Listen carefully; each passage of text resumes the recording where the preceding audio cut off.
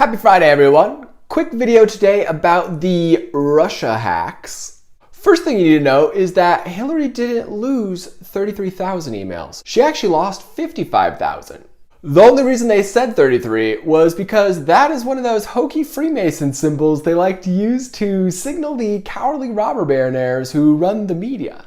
You may have noticed other times where a terrorist attack had 33 victims or a trendy cause had 33 volunteers. When you see that number in news stories, oftentimes it means that was an intelligence operation. It's kind of like a little marker. That little Mickey Mouse CIA director, Johnny Brennan, is absolutely obsessed with the number 33. Because he's a dorky little Freemason who thinks it's so spooky to threaten people with numbers. And it works quite well with those clucking hens in the media, amazingly enough. But here at Q, we aren't afraid of any hooky-spooky numbers. In fact, we have a hooky-spooky number of our own, 17. That's what we use to sign our work. But that's not the point of this video. The point of this video is that those Russia hacks are totally made up by the CIA.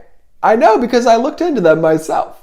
Pedophile Podesta was hacked by what's called a spearfish, a spam email with a malicious link inside of it. Here it is right here. If you notice the date, this is 2 days before the emails cut off in the hacked archive. Because as you can see, Pedophile Podesta clicked on a fake password reset link and typed his password into a fake website. That's why he got hacked. Because like a dumb little pedophile, he straight up gave his password away. Not because of Russia. And to be honest, the sophistication level of this attack indicates that it was more likely a Russian teenager in his parents' basement than a professional Russian intelligence operation.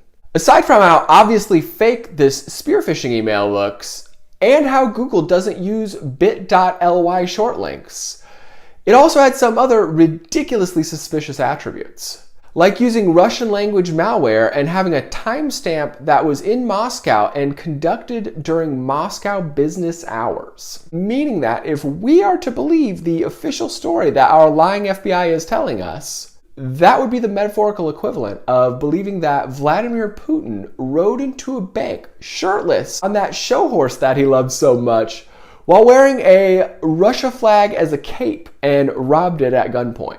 That's how nakedly preposterous the FBI's Russia intel assessment was. The next lie was the Clinton emails and the DNC emails, which actually weren't hacked at all. We can easily tell by looking at the data transfer rates in the metadata of the OST archive files released by WikiLeaks. I will bore you with a bunch of technical jargon, but long story short, we have indisputable evidence that those emails were downloaded onto a USB flash drive and carried out of the building by hand, not hacked. We also know from a separate WikiLeaks release that the CIA has a cyber weapon that can falsely make it look like Russia hacked someone. One they use quite a bit to cover for their own rackets, and one that they let CrowdStrike use for their fake report.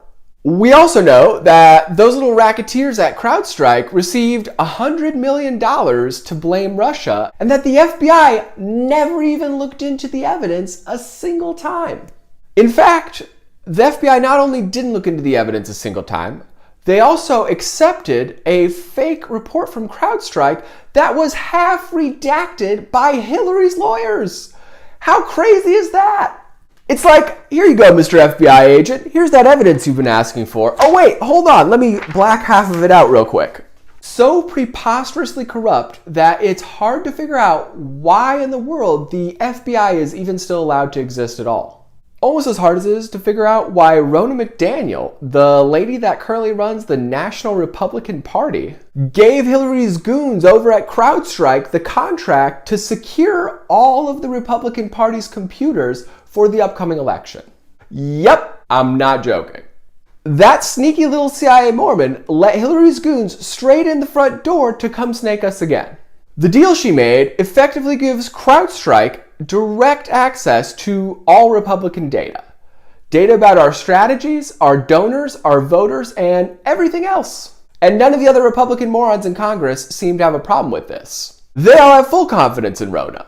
Which is why we need to loudly demand that those Republican morons get their heads out of their asses and fire that sneaky little CIA Mormon immediately.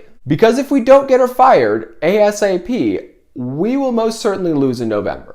The CIA will have our whole playbook, and they will aggressively use it to sabotage us. I'm being dead serious. This is not a joke. And this is not a drill. This is crunch time, and every move we make from here on out matters tremendously. So in addition to calling for the removal of Mitt Romney's niece, Rhino McDaniel, I'm also announcing the official end of all hooky spooky number games. You hear that, Freemasons?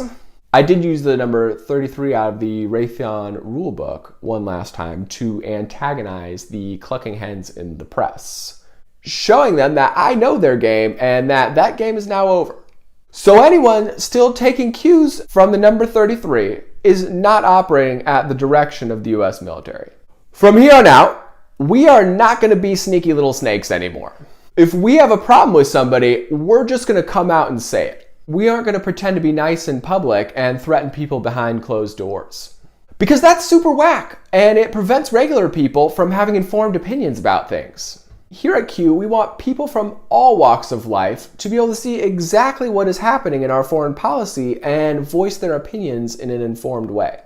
That's how democracies should work, not with all this fakeness and sneaking. So with that being said, I'd like to make a public service announcement to Queen Margrethe of Denmark. Be advised, Queen, you have two options. You can either save some face and accept our incredibly generous offer to buy Greenland, land which you have no legitimate claim to in the first place. Or we could call up some Jaysakis and they could come run up in that royal palace and Roman off you, if you catch my drift. Q loves the people of Denmark, so they have absolutely nothing to worry about. But Q will feel 0% bad if something terrible happens to Denmark's despicable imperialist queen. So we'll give her 30 days to decide. Hopefully she chooses correctly. Because if not, we will light her up and take her cookies by force. And we'll have a jolly good time doing so. Kobe!